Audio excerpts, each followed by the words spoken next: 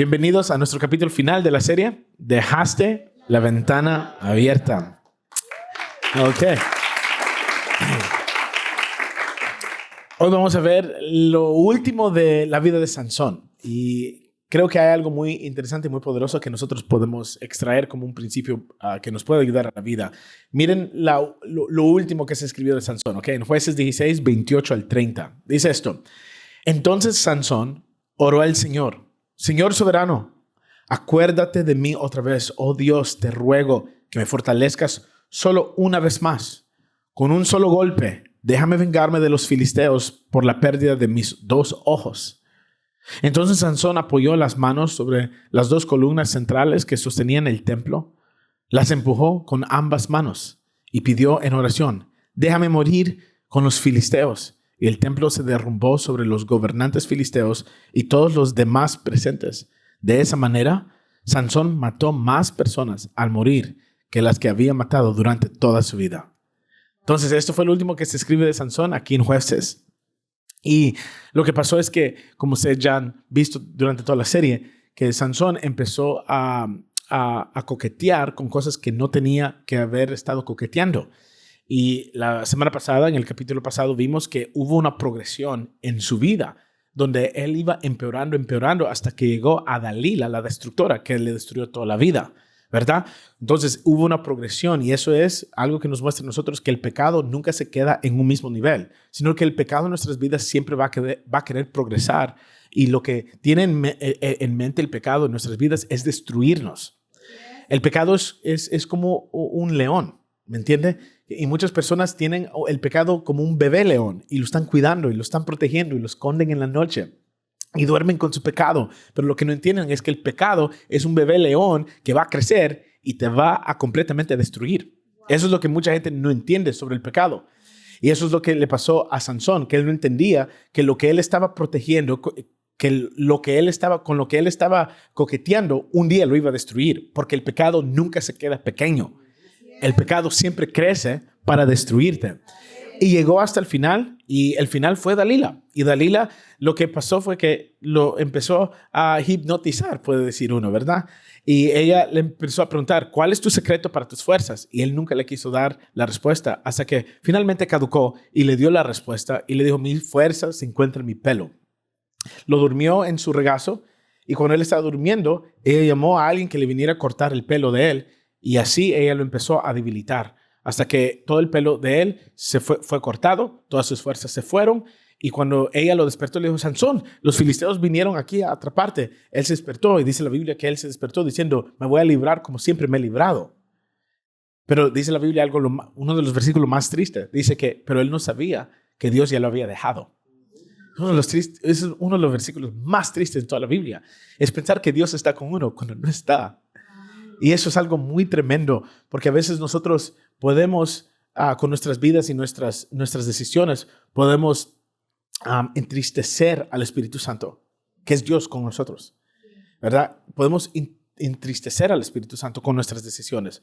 Eso es lo que había pasado. Entonces los filisteos lo capturaron, lo encadenaron y después le sacaron sus 2 ojos. Y después lo llevaron a él a una fiesta muy grande en el templo de los filisteos, donde estaban todos los gobernantes filisteos, las cabecillas, los grandes, ¿verdad? Y habían miles de filisteos ahí celebrando la victoria que habían tenido y trajeron a Sansón en cadenas sin ojos para poder hacerle burla a él y para poder celebrar que lo habían capturado.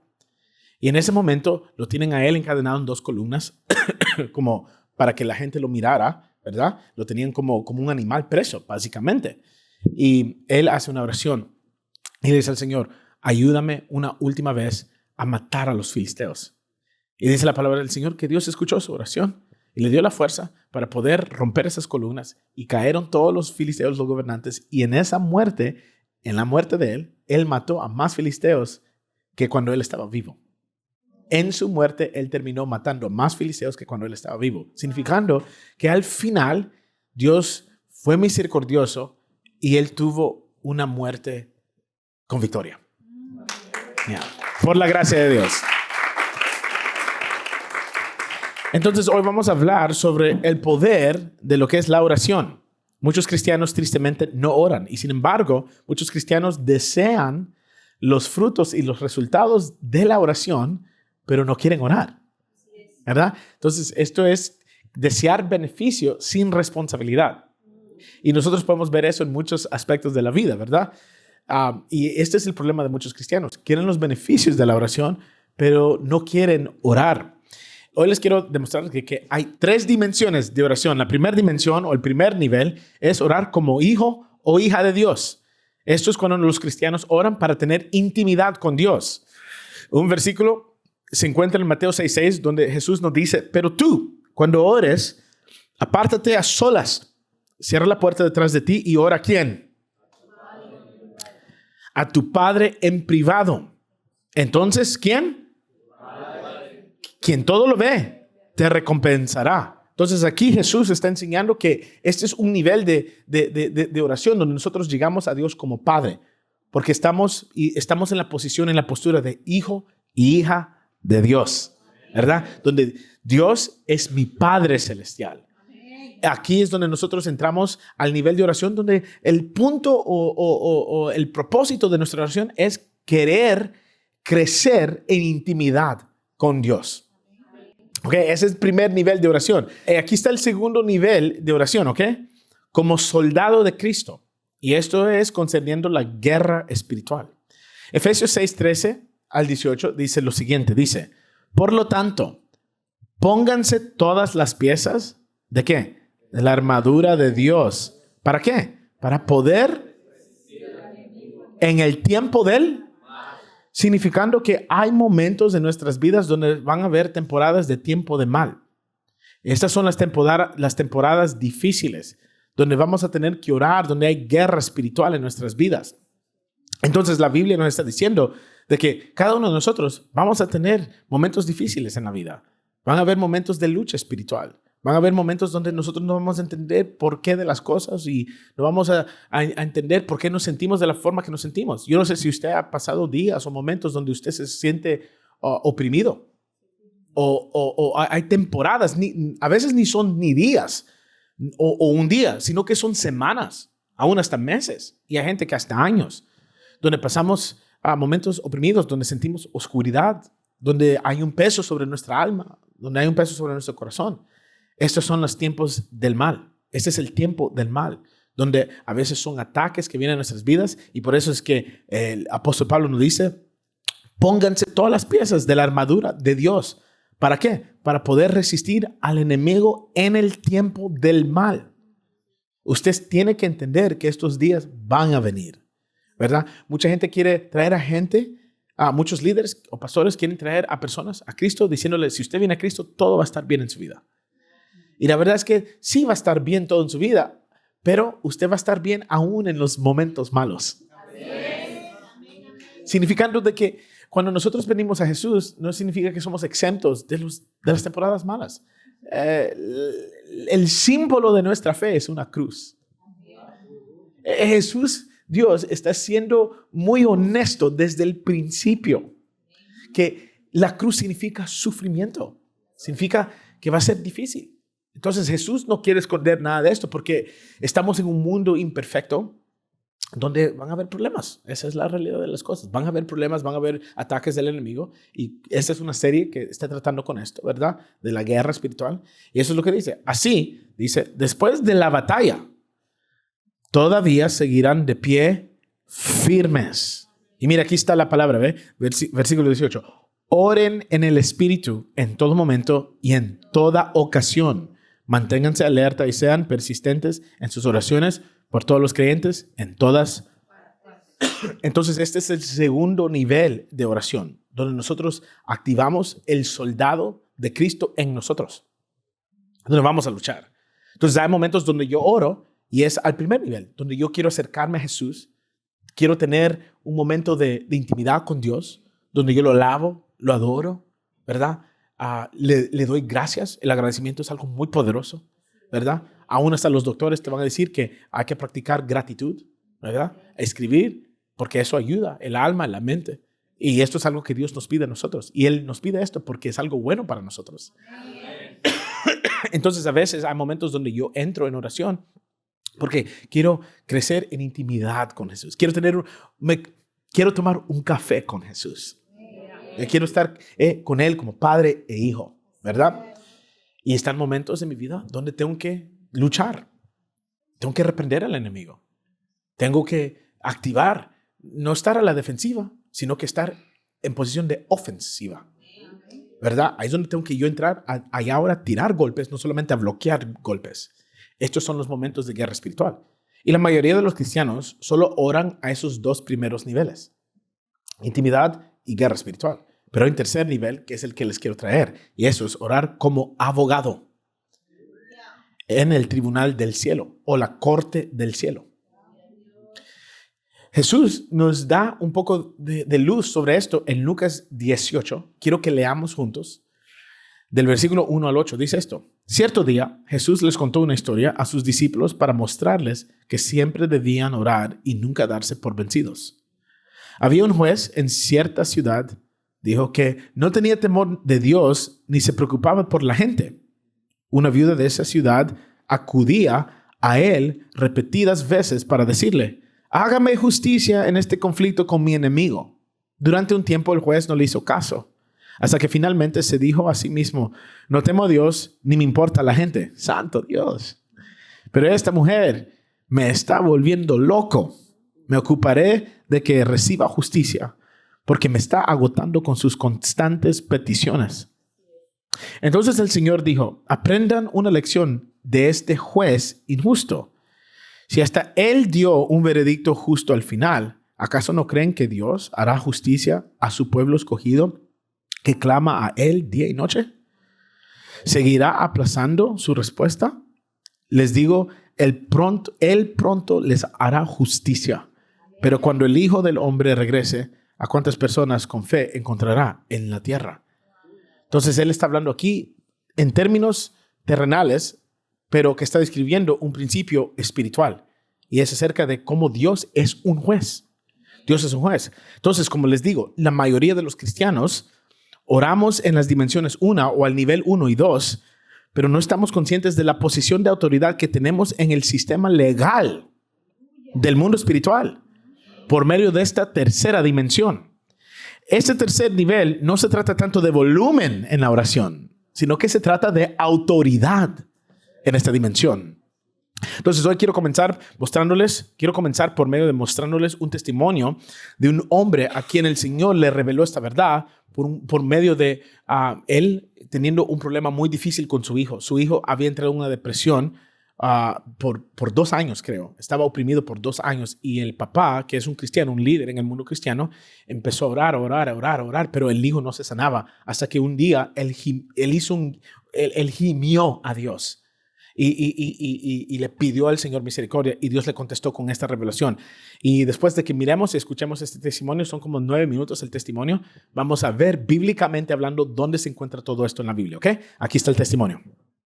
Todo comenzó en el año 2006. Recuerdo con exactitud ese momento porque estaba atravesando una de las etapas más agotadoras emocionalmente que había experimentado. Me encontraba en la sala de mi casa, completamente exhausto. No era un cansancio físico solamente, era un agotamiento del alma, de esos que no se alivian con descanso. Había luchado, había orado, había ayunado, había declarado promesas con fe. Y sin embargo, todo parecía estar estancado. Nada fluía, nada cambiaba. Fue en ese contexto que mi esposa, con esa sensibilidad espiritual que tiene, se me acercó con una pregunta que me golpeó como un trueno en medio de la noche. ¿Has notado cómo lo que antes funcionaba en la oración ya no funciona? Esa frase me atravesó. No respondí, no porque no tuviera palabras, sino porque algo dentro de mí se rompió. Era una herida profunda que llevaba tiempo intentando ignorar. Me sentía frustrado, impotente, confundido. Mi hijo Adam llevaba años sumido en una oscuridad mental profunda. No era un simple problema emocional. Lo que él vivía era una tormenta espiritual en toda regla. Ataques de ansiedad intensos, voces en su mente, insomnio, vacío, pérdida de identidad y propósito. Era como si una nube negra lo hubiera cubierto desde dentro. Y lo más devastador para mí era que, a pesar de todo mi conocimiento, mis años de experiencia como pastor, mi autoridad como intercesor, nada de lo que hacía parecía liberarlo. Mis oraciones eran como dardos lanzados al viento, rebotaban en el techo, el cielo estaba cerrado, la guerra era invisible, pero el daño era real. Me sentía como un soldado sin armas en medio del campo de batalla. Una noche, tras días enteros de clamar sin respuesta, de sentirme incapaz de ayudar a mi propio hijo, caí de rodillas y grité. No fue una oración compuesta, no fue un discurso lleno de teología. Fue un gemido desde lo más profundo de mi alma, un clamor crudo, doloroso, desesperado. ¿Por qué no pasa nada, oh Dios mío? ¿Dónde estás? No lo dije con rabia, lo dije con desesperanza. Era el clamor de un padre que ya no sabía qué más hacer por su hijo. Y fue entonces, en ese abismo de quebranto, cuando ocurrió algo extraordinario. No escuché una voz audible, pero sí sentí una impresión ardiente en mi espíritu, como una chispa de fuego que se encendió dentro de mí con claridad divina. Llévalo a la corte del cielo. Esas palabras no solo me sorprendieron, me congelaron. La corte del cielo. ¿Qué significaba eso? ¿Cómo podía haber servido tantos años en el ministerio sin haber oído jamás hablar de esto? Durante décadas había predicado sobre el trono de Dios, sobre el lugar santísimo, sobre la presencia de Dios como Rey y como Padre. Pero nunca, ni una sola vez, había considerado a Dios como juez dentro de un tribunal celestial. La idea me resultaba completamente ajena. Sin embargo, sabía que no podía ignorar lo que acababa de recibir. Era una directiva divina y tenía que entenderla. Fui directamente a mi Biblia. Me sumergí en las Escrituras como un hombre sediento que descubre una fuente. Lo que encontré fue más que impactante. El tribunal se sentó y los libros fueron abiertos. Daniel 7:10. Esa frase retumbó en mi pecho. Era real. Había un tribunal celestial y estaba activo. Y lo más alarmante, yo jamás había acudido a él.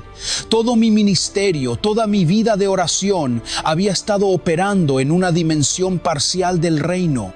Los días siguientes fueron como atravesar una puerta invisible hacia una dimensión completamente nueva. Leí cada pasaje donde se mencionaba juicio, acusación, libros, registros espirituales, veredictos, abogados. Todo estaba ahí, claramente establecido en la palabra. Era como si el Espíritu Santo me quitara una venda de los ojos. Satanás no era solo un adversario que intentaba destruirnos con tentaciones y ataques espirituales. Él era también un acusador con bases legales, un fiscal celestial que sabía perfectamente cómo operar dentro del orden del reino.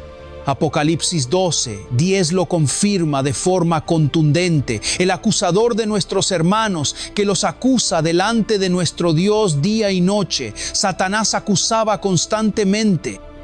Y si sus acusaciones no eran refutadas, obtenía acceso para operar con legalidad en las vidas de los hijos de Dios. Eso explicaba por qué mis oraciones, por más fervorosas y sinceras que fueran, no estaban teniendo resultado. Yo no estaba derrotando argumentos legales, estaba ignorando una realidad judicial espiritual. Mi entendimiento de la oración comenzó a cambiar radicalmente. Ya no la veía únicamente como súplica o como alabanza. La oración también podía ser una comparecencia legal, una presentación formal delante del juez del universo. Y si eso era así, entonces yo tenía que aprender a presentar mi caso con la seriedad y el protocolo correspondiente.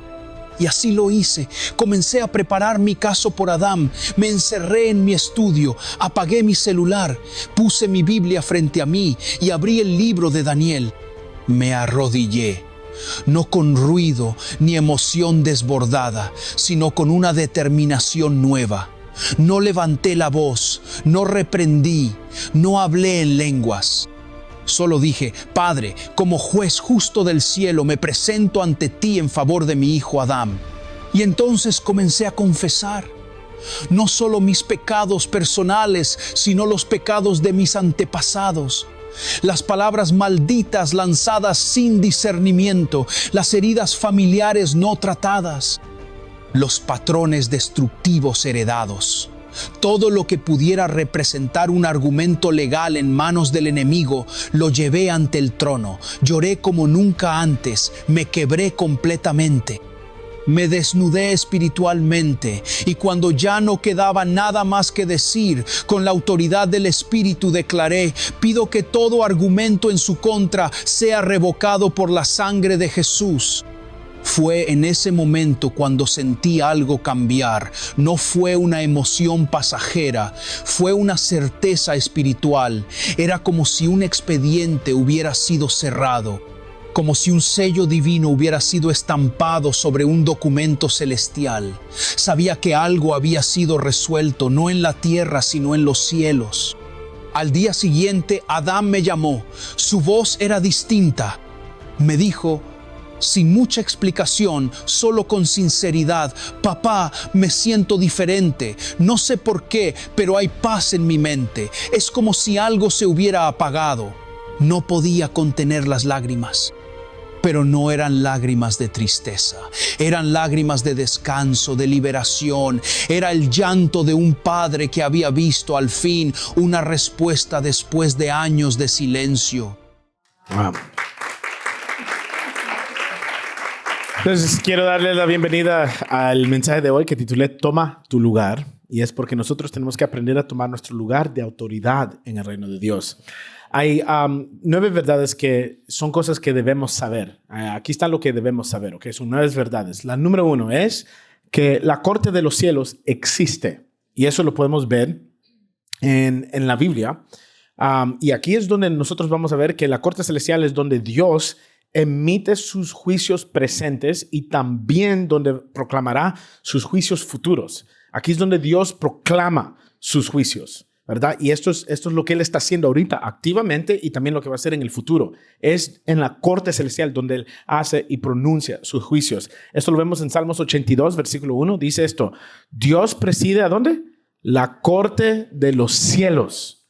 Pronuncia juicio en medio de los seres celestiales. Eso es lo primero que usted necesita entender, que existe esta corte celestial. Esto no es un invento que yo o el hermano nos quisimos inventar simplemente porque sí, sino que todo lo que vamos a enseñar hoy se va a encontrar en la Biblia. Quiero que usted ponga atención porque esto es algo que puede ser muy poderoso en su vida cuando usted esté pasando momentos difíciles, que usted no entienda por qué no se acaba lo que tal vez está luchando contra usted. Entonces tal vez es que usted necesita llevar su caso a lo que es la corte celestial. ¿Okay? Daniel capítulo 7, versículo 9 al 10 dice esto: estaba observando cuando de pronto fueron puestos tronos y un anciano cargado de años, este es Dios, se sentó para juzgar. Su vestidura era blanca como la nieve, su cabello como la más blanca lana. Se sentó sobre un trono envuelto en llamas con ruedas de fuego ardiente, y un río de fuego procedía de delante de él. Millones de ángeles estaban a su servicio y otros cientos de millones estaban parados delante de él. Luego comenzó ¿qué? Su sesión. Y mira esto: y los libros del juzgado divino fueron abiertos. Entonces esta es la palabra del Señor diciéndonos a nosotros de que hay una corte celestial donde Dios está sentado en su trono y Él pronuncia sus juicios, y también hay libros que se abren. Y esta es la verdad número 2 que yo quiero que usted entienda, que Dios escribió un libro sobre tu vida. Dios escribió un libro sobre nuestras vidas. Ahí es donde están todos los detalles de lo que lo que Él desea que usted sea. Es su destino. Y eso lo vemos en Salmo 139, versículo 16. Mire esto, dice esto: me viste antes de que naciera. Cada día de mi vida estaba ¿qué? En tu. Cada momento fue diseñado antes de que un solo día pasara. Significando que Dios ha escrito toda su vida. Y Dios tiene un plan bello para usted. Por eso cuando los predicadores le dicen Dios tiene un buen plan, no es solamente no solamente son palabras baratas, sino que es una verdad bíblica. Entonces, yo personalmente, yo me regocijo de que yo tengo un Padre Celestial que ha escrito un buen plan y un buen destino sobre mi vida. Eso a mí me da fortaleza, especialmente en los días oscuros o los días difíciles. Yo siempre me agarro de la mano de Dios y digo, no, pero Dios es un buen Padre. Y Dios me ama y Dios ha escrito un buen y un bonito destino sobre mí en su libro. El libro que Dios ha escrito es un New York Times bestseller, ¿verdad? Y usted tiene un New York Times bestseller también, ¿verdad? Y es el libro que Dios ha escrito sobre su vida. Entonces, cada uno de nosotros necesitamos entender de que Dios ha escrito un libro sobre mi vida. Todos ustedes tienen que entender eso. Y esto es muy clave a la enseñanza de hoy. Porque este simple hecho de que Dios ha escrito algo sobre su vida tiene mucho que ver con las decisiones que usted tiene que tomar o con las decisiones que usted no debe de tomar. Que aquí está la verdad número 3, ¿ok? El diablo nos acusa. Una de las principales prioridades del enemigo es evitar que se cumpla lo que Dios ha escrito sobre nosotros en su libro de nuestra vida. Ese libro básicamente representa nuestro destino. Entonces, el diablo, Satanás, y Satanás significa acusador, Satanás sabe de que hay un libro que Dios ha escrito de su vida y todo lo que él quiere hacer es impedir que ese libro se vuelva una realidad en su vida. Eso es todo lo que él quiere hacer. Que no se cumpla lo que Dios ha escrito sobre usted, sino que se cumpla el plan de Satanás en su vida. Ese es el deseo del diablo. Que lo que él desea para usted se cumpla y no lo que Dios ha escrito en su libro se cumpla. Lo que hace Satanás es buscar cualquier cosa que hayamos hecho mal. ¿Está escuchando? Lo que hace el diablo es buscar cualquier cosa que hayamos hecho mal y la usa como evidencia en nuestra contra en la corte celestial para impedir legalmente que cumplamos nuestro propósito. Eso es lo que él quiere hacer. Entonces, el diablo, Satanás, sabe que este libro está escrito sobre su vida. Su meta es impedir que lo que Dios ha escrito y destinado para su vida no suceda.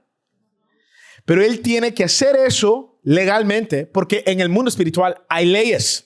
Igual que todo lo que nosotros vivimos en el mundo terrenal es un reflejo de lo que hay en el mundo espiritual. Entonces, aquí en la tierra hay leyes, ¿verdad? Usted no puede correr más de la velocidad o si no le dan ticket y usted va a pagar consecuencias. Ok, cuando nosotros hacemos cosas y rompemos leyes espirituales, va a venir un ticket.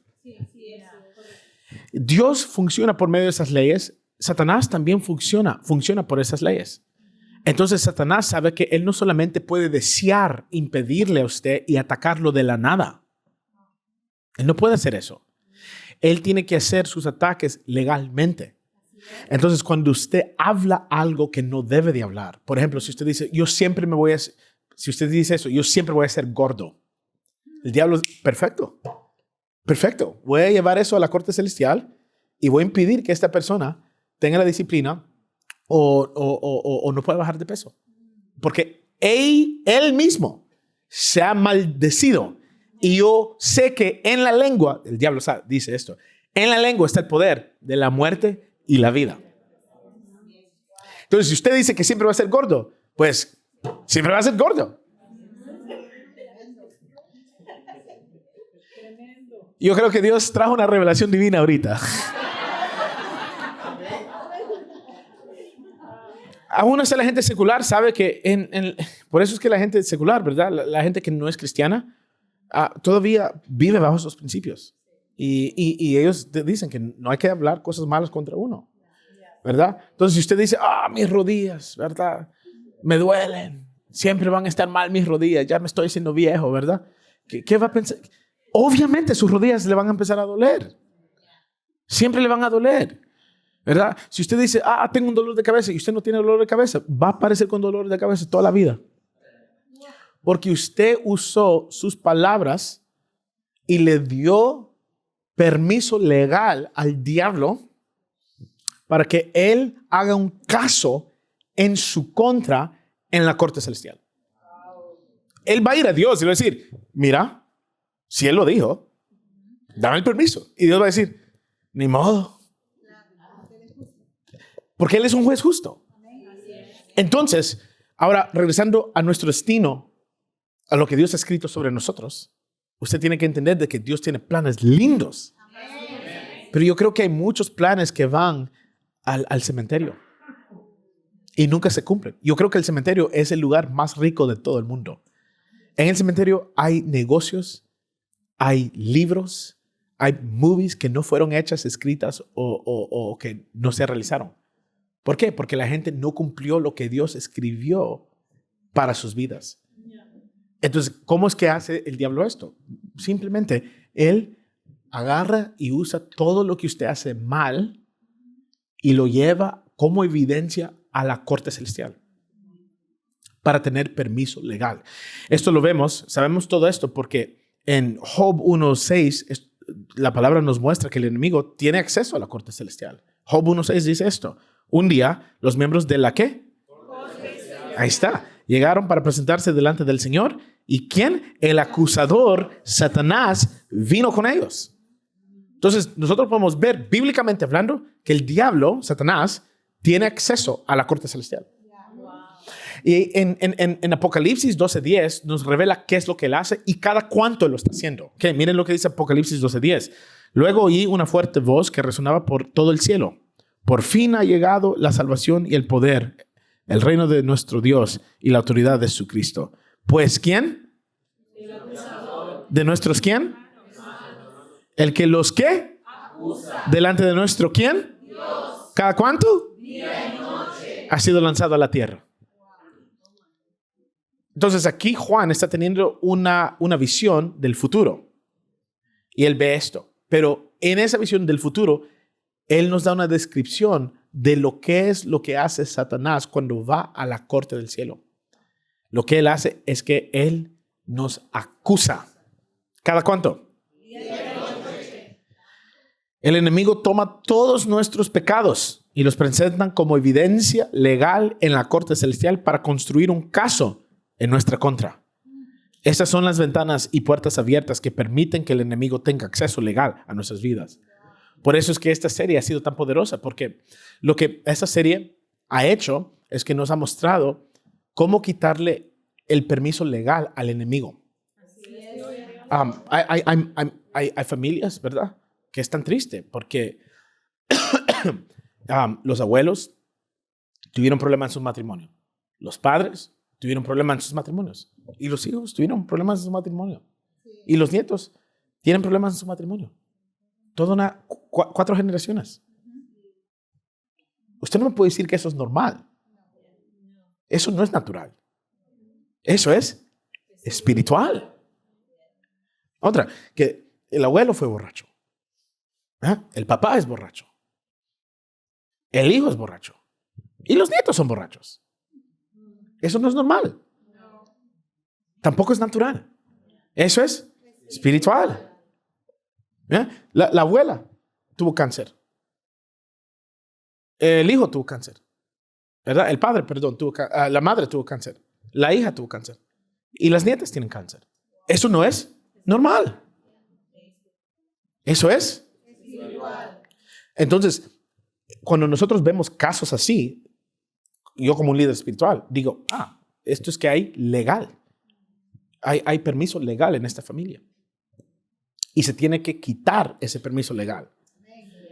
Y a veces nosotros podemos estar haciendo oraciones de guerra espiritual, pero no se necesita guerra espiritual en ese momento.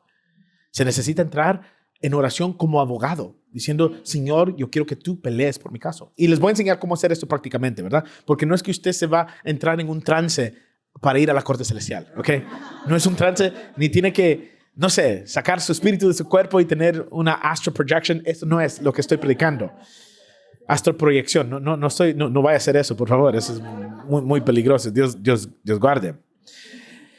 Pero esta serie es lo que nos muestra a nosotros de que si nosotros dejamos las ventanas abiertas y las puertas abiertas, entonces el enemigo tiene derecho legal. Y yo quiero y deseo que cada uno de ustedes cierre sus ventanas y sus puertas para que pueda usted vivir, mire, en victoria.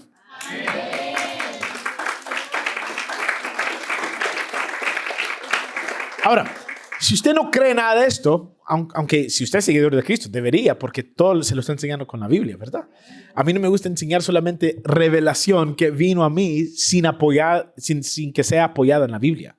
Y no me gusta solamente pegar un texto, un versículo bíblico a algo que dije y si el versículo no tiene nada que ver con lo que estoy explicando. Yo quiero que todo lo que yo explique sea apoyado bíblicamente y que sea entendido que el versículo está apoyando lo que estoy diciendo.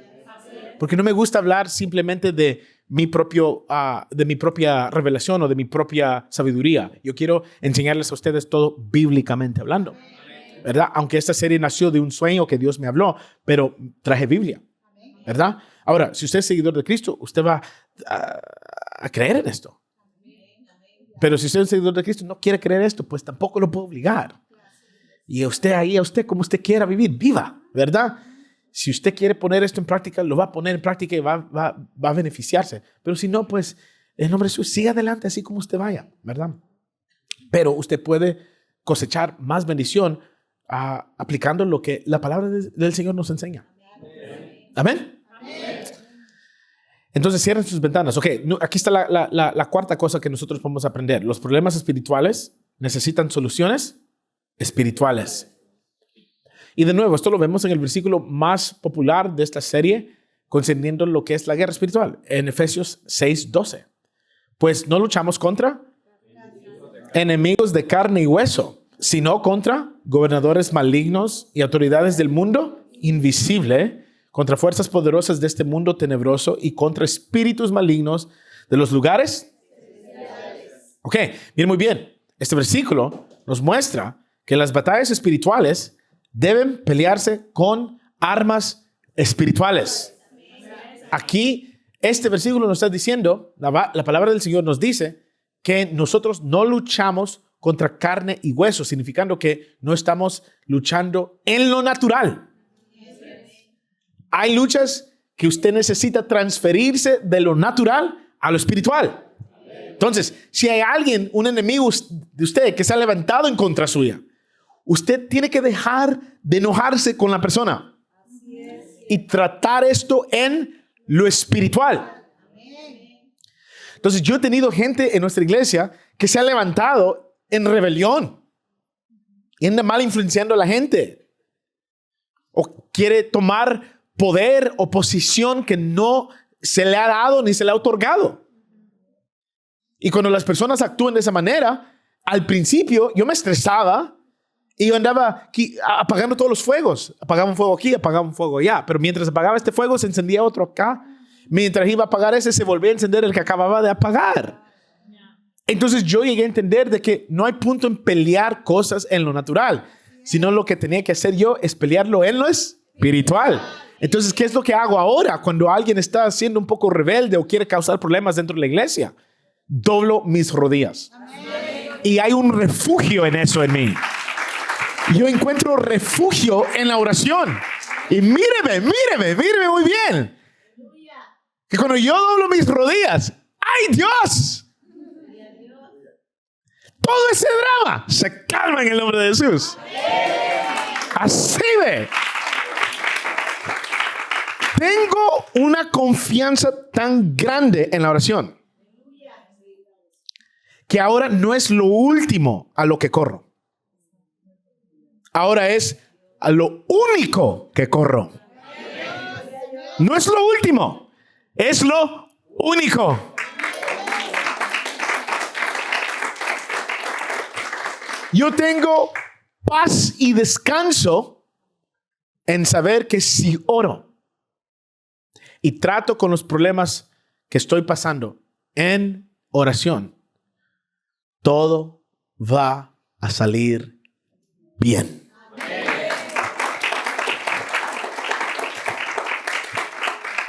Hay batallas que no estamos ganando porque hay permiso legal que el enemigo está usando en nuestra contra, lo cual le da acceso para atacarnos. Por eso, a veces podemos estar luchando en guerras espirituales y no ver ningún cambio. Entonces, de nuevo, ¿verdad? Hay tres niveles: el de intimidad con Dios, el de guerra espiritual y el de abogado. A veces nosotros tenemos que cambiar de soldado en Cristo para guerra espiritual a abogado. Entonces, lo que necesitamos hacer es presentar nuestro caso delante del Señor en el cielo, donde estamos sentados con Cristo. Amén. Tal vez usted no sabe esto, pero esa es la cosa quinta que les quiero decir, que estamos sentados con Cristo. ¿Verdad? Cada uno de ustedes está sentado con Cristo en espíritu. Y eso lo sabemos porque Efesios 2:6 nos dice, pues nos levantó de los muertos junto con Cristo. Y mire esto, y nos sentó con Él en lugares celestiales, porque estamos unidos a Cristo Jesús.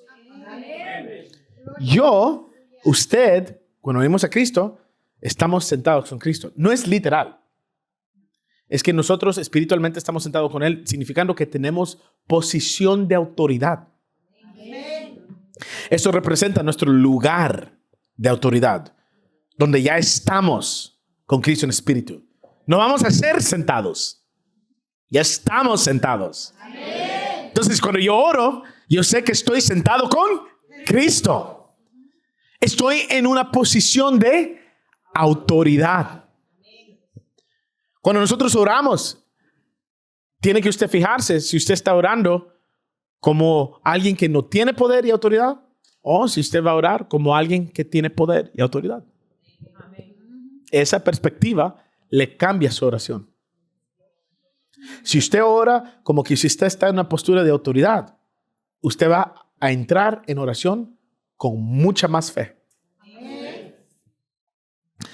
Y el estar sentado con Cristo es un ámbito espiritual que entramos en ese ámbito por fe. Les voy a dar un ejemplo de esto. Cuando, digamos, nosotros estamos aquí en la iglesia y estamos en un momento de alabanza o de adoración con la música, y usted empieza a sentir una presencia o una atmósfera linda, y usted dice, wow, se sintió bien bonita la alabanza. En ese momento, usted acababa de entrar en un ámbito espiritual. Eso es entrar en la presencia de Dios. Entonces, a veces nosotros, ¿verdad?, le pedimos al Señor que Él descienda y que su presencia llene este lugar. Y eso es cierto, porque Él habita en la alabanza de su pueblo. Pero a veces no es que Dios baja, sino que a veces que la iglesia sube. Entonces, es un ámbito espiritual en el cual nosotros como cristianos entramos por fe. Y lo más cercano que le puedo describir para que usted pueda tener entendimiento es como cuando nosotros estamos en la iglesia en un momento de oración o de alabanza y se siente una atmósfera que cambia. Donde hay paz, donde usted siente la presencia de Dios. Pero muchas veces no es que Dios baja, sino que es que nosotros entramos. Nosotros subimos, ¿verdad? Estamos llamados a entrar en lugares celestiales. Dios nos manda a entrar en esos lugares celestiales. Mire lo que Hebreos 10, versículo 19 al 22 dice. Dice, así que, amados hermanos, ¿podemos? Entrar. Para ahí. Mire. Aquí la palabra de Dios nos está diciendo que nosotros podemos entrar. ¿A dónde? Con valentía en el lugar santísimo del cielo. ¿Por qué? Por la causa de la sangre de Jesús. Ok, ¿cuántos de ustedes han subido al lugar santísimo del cielo? Pero no es natural. Hemos entrado a la presencia del Señor, a su lugar santísimo. Es cuando la experiencia se pone buena. O cuando usted está teniendo un momento de oración en su casa y usted pone música cristiana y usted siente una presencia y usted siente el amor de Dios. Eso es entrar al lugar santísimo de Dios. Y nosotros podemos entrar a ese lugar santísimo del cielo por causa de la sangre, significando que nosotros no teníamos acceso a entrar a la presencia de Dios porque éramos demasiado pecadores. Pero porque Jesús murió en la cruz por usted y por mí, Él nos limpia y ahora tenemos acceso a la presencia de Dios. Versículo 20. Por su muerte, Jesús abrió un nuevo camino, Un camino que da vida a través de la cortina al lugar santísimo. Pause ahí. ¿Qué es eso de la cortina?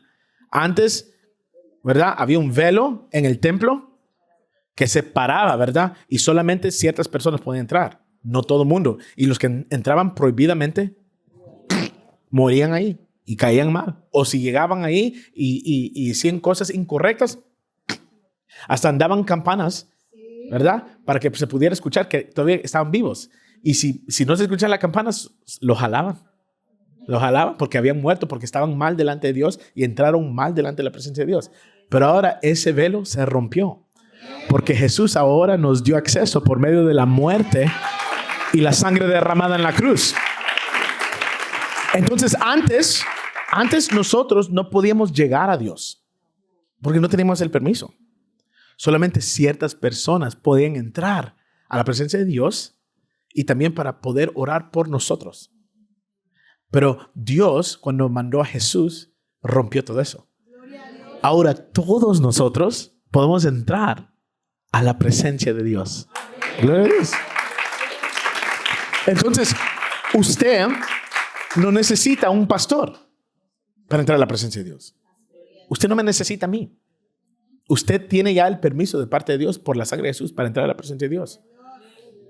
¿Verdad? Usted no necesita a nadie más que sea un intermediario por usted. Usted ahora puede tener el acceso porque Dios se lo ha regalado por Jesús. Versículo 21.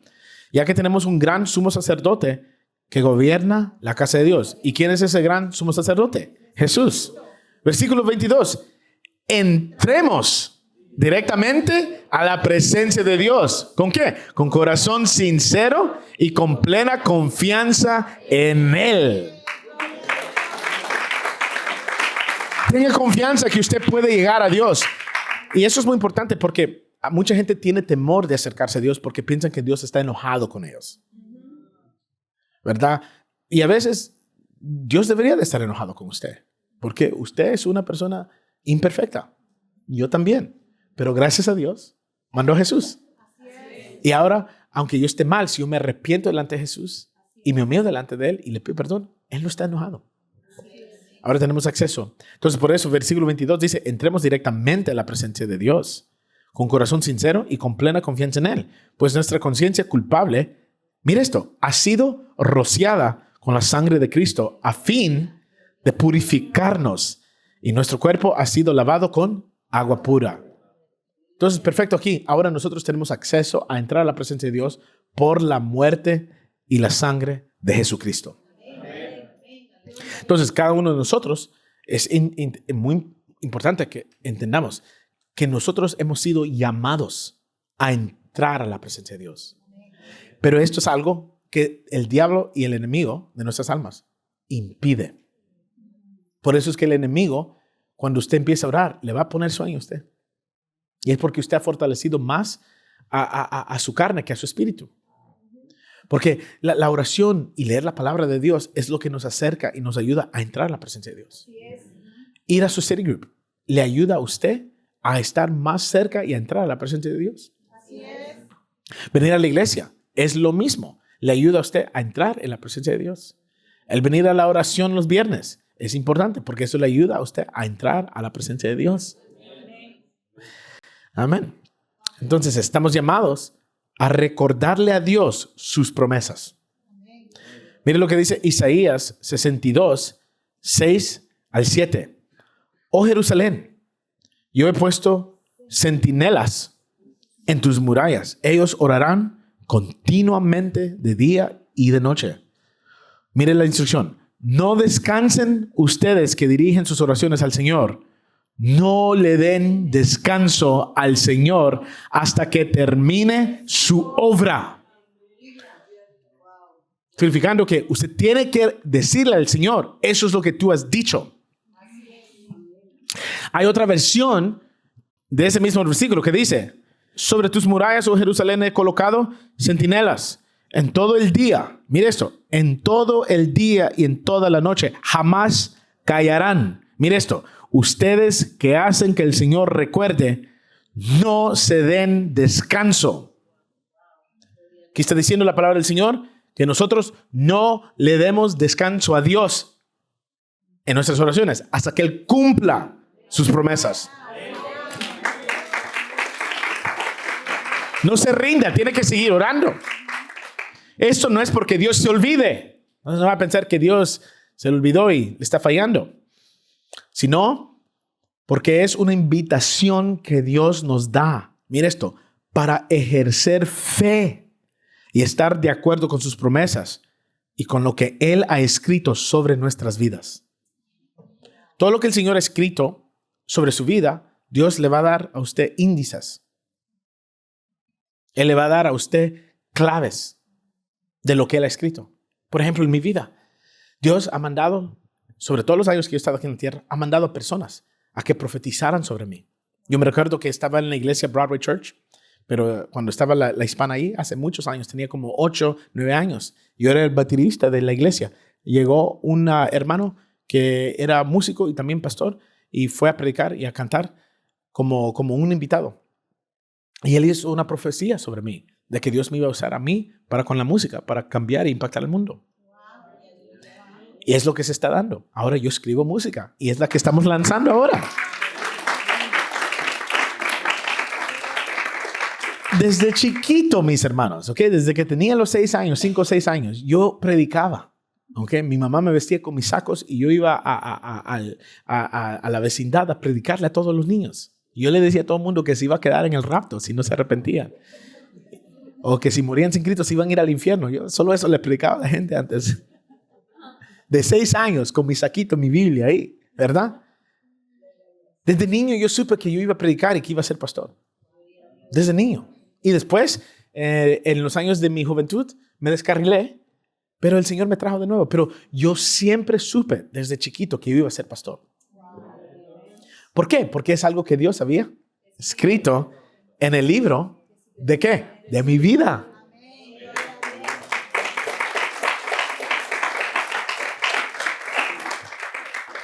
Siempre en las iglesias que yo, a las iglesias que yo pertenecí, la gente siempre creía en mi liderazgo. Y la gente miraba que yo iba a ser un buen líder. También tuve 2 padres que siempre me cultivaron lo que el Señor había escrito en el libro de mi vida, ¿verdad? Yo me recuerdo que cuando yo iba a la iglesia, de la última iglesia que fui, antes de que empezara la de nosotros, había un pastor joven igual que yo. Y él me inspiraba. Y yo lo admiraba mucho. Y para mí era el mejor pastor que había escuchado en toda mi vida. Y yo me recuerdo que mi papá me dijo una vez, me dice, aunque vos no lo creas, me dice, vos sos un buen pastor, vos sos un buen líder y vas a enseñar bien. Igual o mejor que el tuyo, me dice. Cuando él me decía, igual o mejor que tu pastor, yo no le creía a mi papá. Porque para mí, mi pastor era lo máximo. Pero siempre Dios envió a voces y a personas que creían en mí y hablaban el destino que Dios había escrito sobre mi vida. Dios les va a dar a ustedes claves de la voluntad de Él para con su vida. Eso es por seguro. Dios les va a dar a ustedes las claves. Entonces, cada vez que Dios le da a usted una clave o le habla a usted de lo que usted va a hacer, usted tiene que recordarle a Dios de eso. El Señor puso una visión en mí para nuestra iglesia. Entonces, yo tengo que orarle al Señor y decirle, Señor, tú has dicho que se cumpla lo que tú has escrito en tu libro sobre mi vida. Y empiezo a decir y a orar. Y a orar como abogado. No como un hijo íntimo de Dios, no como un guerrero espiritual, sino que como abogado. Señor, cumple esto porque yo sé que esto es lo que tú has mandado hacer. ¿Verdad? Entonces, no es que Dios se olvida, sino que Dios nos está dando una invitación a que ejerzamos nuestra fe concerniendo lo que Él ha escrito sobre nuestra vida. Por eso es tan importante conocer la voluntad de Dios para con nuestras vidas. Porque cuando estemos en momentos de lucha, podemos ponernos de acuerdo con lo que Dios ha escrito sobre nuestra vida. Y mire esto, y revocar lo que el diablo está haciendo en nuestra contra. Usted tiene que conocer muy bien la voluntad de Dios para que cuando usted pase momentos difíciles, usted pueda ponerse de acuerdo con Dios, porque el acuerdo es algo poderoso. Y ahí es donde usted puede revocar cualquier cosa contraria a la voluntad de Dios. Entonces, el problema es si estamos persiguiendo nuestros propios sueños o nuestros propios planes.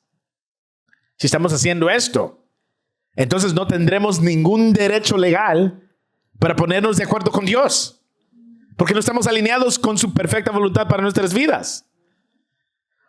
Por eso todo esto le da un significado completamente nuevo a lo que es buscar la voluntad de Dios.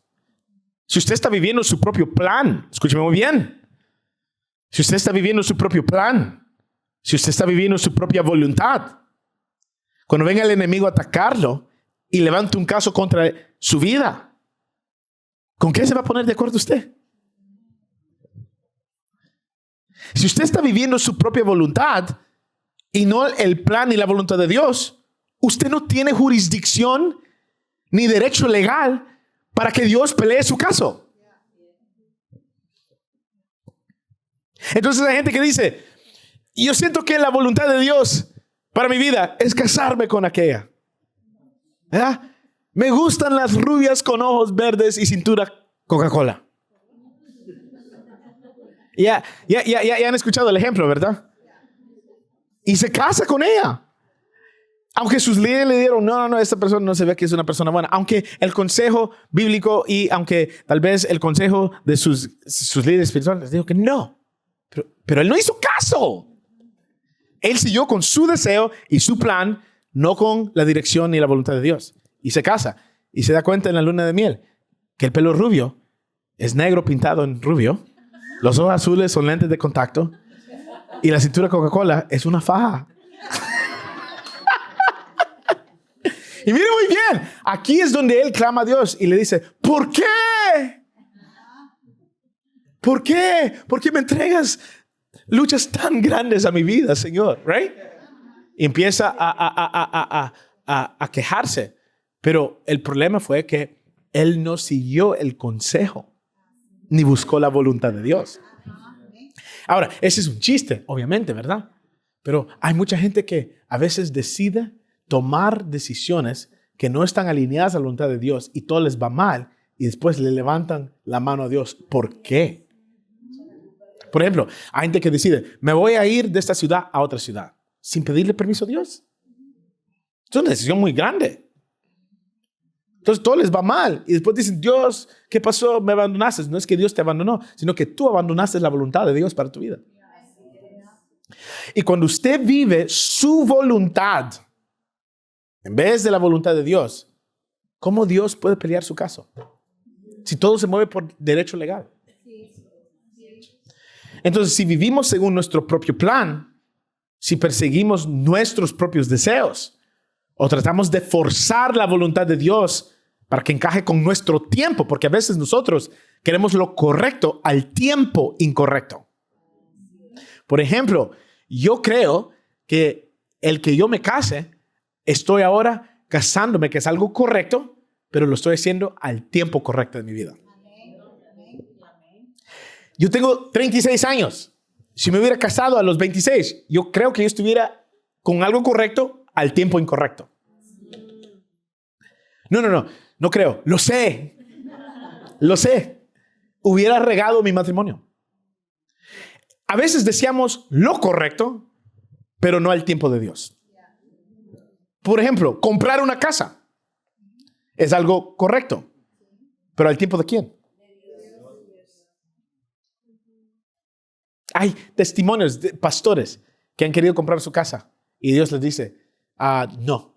Y los pastores no hacen caso. Y después se les inunda la casa.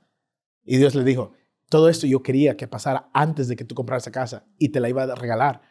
Te la iba a dar con un precio más bajo. Pero ahora tienes que pagar el precio regular y ahora tienes que pagar los reparos de la inundación y tuviste que vivir fuera de tu casa por un par de meses. ¿Por qué? Porque quisiste lo correcto al tiempo incorrecto. Esa fue la historia de un pastor que se llama Jimmy Evans. Eso es lo que pasa. A veces nosotros queremos cosas correctas, pero al tiempo. Yo no me sofoqué por casarme. Nunca. Gracias a Dios. Nunca me sofoqué. Y yo supe que yo deseaba algo bueno, pero no era mi tiempo. Aunque lo normal es que la gente se case, digamos, ya a los 20, 26 para arriba, 25, 26, 27, ¿verdad? Antes de los 30 o a los 30, pero ya casi a los 40, no, eso no es normal para la gente, ¿verdad? Pero aunque no sea normal, mi hermano, pero para mí esa es la voluntad de Dios para mi vida.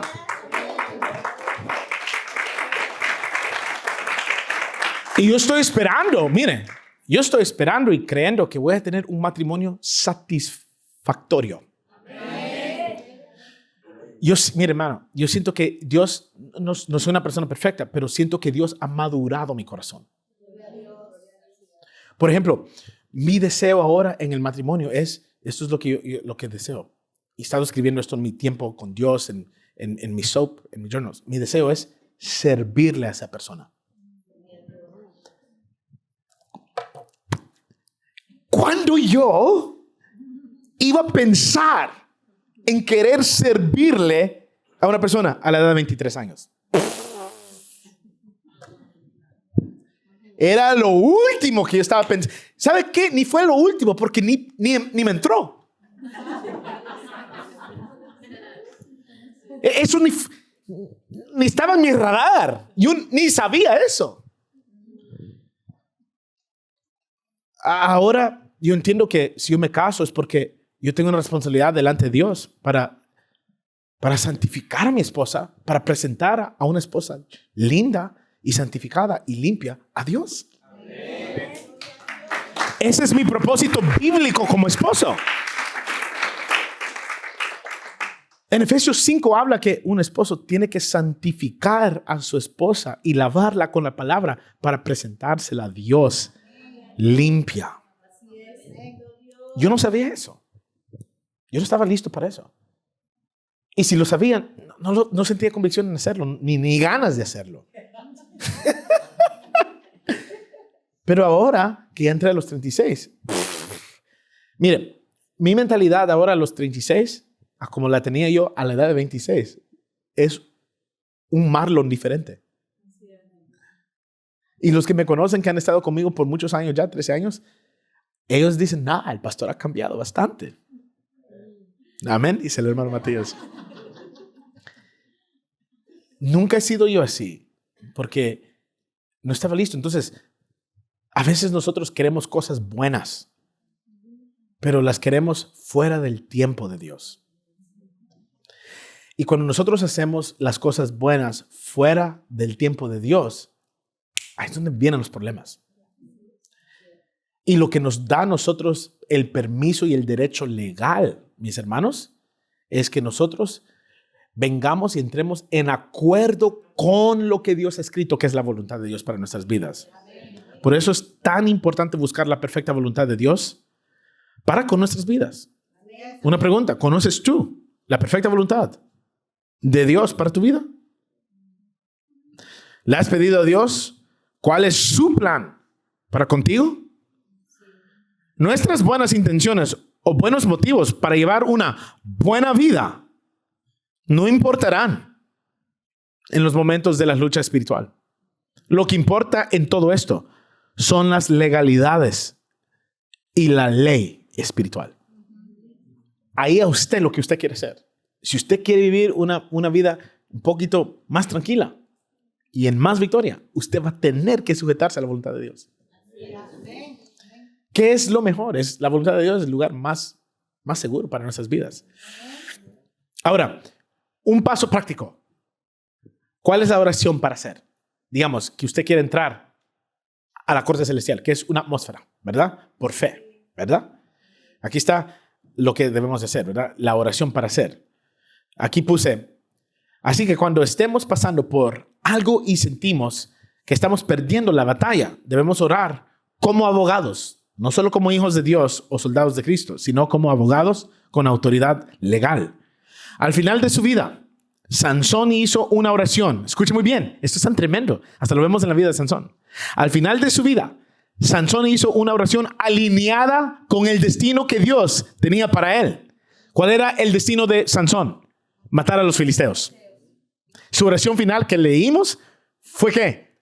Matar a los filisteos.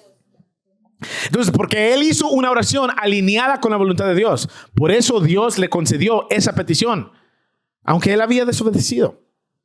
Y fue porque se humilló y se puso de acuerdo con lo que estaba escrito sobre él, que él tuvo esa última victoria. Fue por eso que él tuvo esa última victoria, porque él oró conforme a la voluntad de Dios para con su vida. Entonces, les quiero dar un ejemplo de cómo orar como un abogado. Aquí está la oración. Puede tomarle foto. No lo va a escribir porque es demasiado. Puede tomarle foto. ¿Okay? Aquí está la oración. Señor Jesús, todo lo relacionado con, y ahí usted pone la citación. Te pido en el nombre de Jesús que me perdones, que me limpies. Te pido que la voz que está hablando en mi contra en la corte celestial sea silenciada en el nombre de ¿quién? De Jesús. Pido que la sangre de Jesús hable por mí y por mi causa, que eso se ve en Hebreos capítulo 4. No se lo traje, pero ahí está. Señor, quiero recordarte que tú eres Jesucristo, mi abogado, que habla a mi favor delante del Padre. Te pido que cualquier caso legal que el enemigo tenga en mi contra con respecto a, y usted pone la situación, sea revocado y eliminado. Me arrepiento de mi pecado y declaro que tu sangre ha lavado mi pecado y clama por mí. En el nombre de Jesús. Amén.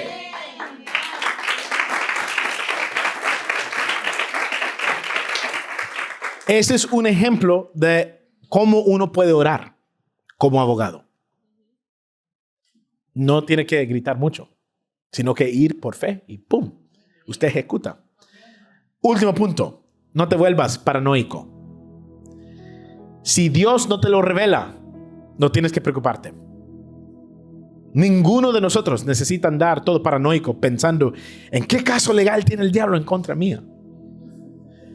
No debemos hacer eso, sino que lo que necesitamos es, escucha muy bien, es caminar en paz y con un corazón sincero, pidiéndole al Señor que examine nuestro interior, nuestro corazón, y nos revele si hay algo que necesita arrepentimiento en nuestras vidas. Entonces no anden ahí paranoicos diciendo, ay, si el diablo tiene un caso sobre mí, y qué pasa aquí, y qué pasa allá, y la ventana, y cuál ventana ando abierto, y cuál puerta, y vos, y qué ventana andas abierta vos. Eso no es caminar en paz. Dios no nos está llamando a andar paranoicamente paranoicos, sino que usted camine tranquilo y pídale a Dios que le revele si hay algo. Por eso el rey David, y esta es la última escritura, escribió esto en Salmos capítulo 139, versículo 23 al 24. Dice, examíname, oh Dios, y conoce mi corazón. Pruébame y conoce los pensamientos que me inquietan. Señálame cualquier cosa en mí que te ofenda y guíame por el camino de la vida eterna. Eso concluye nuestra serie. ¿Te hace la ventana abierta?